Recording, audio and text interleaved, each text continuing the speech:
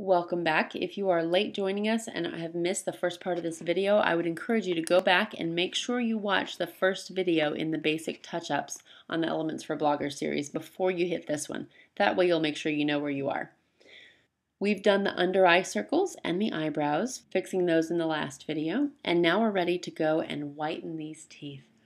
Now, as far as teeth in photos go, these are not really bad. They're just slightly yellowed, but I think I'd really like to make this photo pop. So this is a slightly more complicated series of steps here, but it is really the best way to do it. So I'll go a little bit slower, and that way you can hopefully follow what I'm doing. The first thing I'm going to do in this step of whitening the teeth is I'm going to create a new adjustments layer.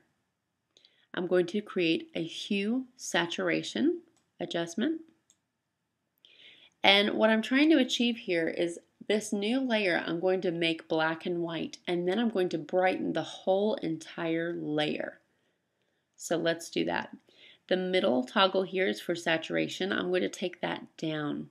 So basically I'm taking a lot of the color out of this layer. And I have it somewhere down around -66. It's not all the way down. If I did it all the way down, then it would have too much gray in it. So I'll put around here 65 or so maybe.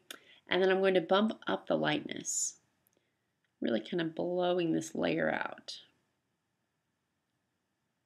I'll stop here about 40. These numbers are not magic numbers. Once again, you just kind of fudge it based on what you can see with your eyes. I'm going to switch back to the layers and rename this one Teeth Whitening. Now on this layer I have definitely achieved whiter teeth and whiter eyes, but unfortunately I've whitened everything else too. So here's the magic step. We are going to invert this layer, which kind of is like turning it off, and we're going to use a brush to only apply the effects of this layer to whichever area in the photo we want to. If that's hard to follow, then don't worry, I'm still going to go slow on the actual application of it. So making sure that I have my teeth whitening layer selected, I'm going to go to Filter, Adjustments, and Invert. On my Mac, the shortcut for this is just Command-I. Watch what happens. Now it looks like I completely did away with that layer. I may as well have erased it, but I didn't. All the information from that layer is still there. All I've done though is that now you'll see this little thumbnail preview is black. What we're going to be doing is brushing white onto the areas where we want that layer to apply. So let me zoom in at these nice teeth and let's get going. When I created that new layer, the foreground color went to white. See, it's all the way over here on FFF, and that is the hex code for white. So what I'm going to do is grab a brush and I want to resize it so that I will literally be airbrushing right here on the areas of the teeth. And I may bump this up just a little bit. So you ready? Here we go. I'm going to be brushing. I'm literally holding down my cursor and just coloring in these teeth. And the more times you pass over the tooth, the darker the effect is, or I guess in this case, the lighter the effect is. I'm going to make my brush head a little bit smaller here, and let me move to these teeth right next to it. The biggest problem that you have when you're whitening teeth is achieving an unnatural look, usually because you have whitened the bottom teeth too much. Usually there's a little bit more of a shadow on the bottom teeth, and if you apply too much whitening to the bottom teeth, then it's going to look really bad and really fake. I'm not even going to worry about this tooth here at the back because it would look really unnatural. Just kind of making sure I stay inside the gum line on these teeth, and this is a big difference already. Okay, and now for the bottom teeth, I'm just going to really quickly and easily brush over these. I have lower opacity, so if I only pass over it a few times, they're not going to get way too white. Okay, maybe just a little touch on those back teeth there. but once again, not overdoing it. Now, I'm going to zoom back out, and there, she has very, very white teeth. If you go over here and look at the little thumbnail preview, you can see it's really tiny, but you can see that this area on that thumbnail is whitened. So you can see where I've applied that layer with my brush. Another shortcut, if you don't exactly see what's going on, you can hold down Alt or Option and click on that thumbnail, and it's going to show you the preview of what this looks like. So only this layer here has been applied here. And these are all the different teeth. You can actually make out the individual teeth here, which is funny. I might want to apply it just a little bit more right there on that front right tooth. So let me see here. Back to my brush, and I'll increase the size just a little bit.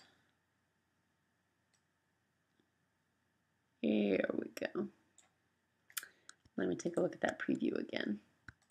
Okay. The other place that you might want to do this is on the eyes, and a lot of times you'll get kind of yellowed eyes, or you'll have eyes that have a lot of blood vessels in them. She doesn't really, but I'm going to show you how to do this anyway. Because it's the same exact effect that we're going for on the teeth, it's whitening them. All I have to do is switch back to a brush, and I'm going to apply the same thing to the eyes here. So just kind of passing over this, making sure you stay on the white part only. And I'm going to use a shortcut here to maneuver the photo and move it over a little bit. I'm going to hold down space bar, and now I'm going to click and grab it and move it. In real time I do this way, way, way faster, but kind of slow down so you can keep up with me. And I'll apply the same layer to the whites of the eyes over here. I'm just getting rid of those blood vessels that were in her eyes. And I think that ought to do us.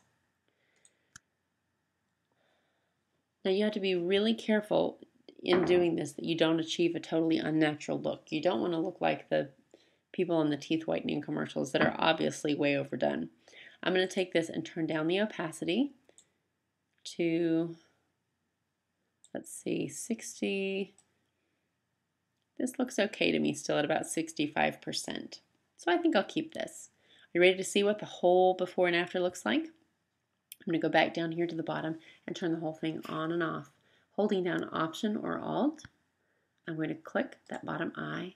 This is the before picture, and this is the after picture. That is a dramatic difference. And if you're making fixes, just even very minor fixes like this for photos that are on your blog, your readers will really appreciate the difference in just the photos that you have slightly touched up. Once again, we're not trying to achieve anything that's unnatural, just kind of giving your photos the extra boost to make them look really great on your blog. In real time, if I was to do this from start to finish at a normal pace, it would only take somewhere between 45 and 90 seconds to do the whole thing. It really does not take much time at all. I've gone a lot slower in order to explain it to you as I was going, but really it only takes a minute or two to do each photograph. So don't worry that it's going to take a million years to get the photos ready for your blog. Really, the time's going to be minimal, especially if you get some good practice. So, what have we learned today? We've learned how to do basic touch-ups in Photoshop Elements. Today's assignment, this is the fun part, is to find a photo and make some simple touch-ups like whitening teeth, fixing the under eye circles, and removing blemishes. And as I said, there are a number of different ways to achieve all of these different touch-ups, but if you use the techniques I've showed you in this video, it does not matter what order you do them in, as long as you adjusted the levels when you first open up the photograph, and don't wait to do your levels adjustments at the very end. And next time on Photoshop Elements for Bloggers, you're going to be sharpening your photos to get them ready for print and to make them really stand out on your blog. I'm Jenny. I'm so glad that you joined me today. And if you know anyone who would benefit from these videos, I would ask that you please share the home page of this series. Share it on your Facebook page, share it via Twitter. Spread the word around because after all, it's free. And with the Elements for Bloggers series, we can really help our photos pop. Thanks for joining me. See you next time.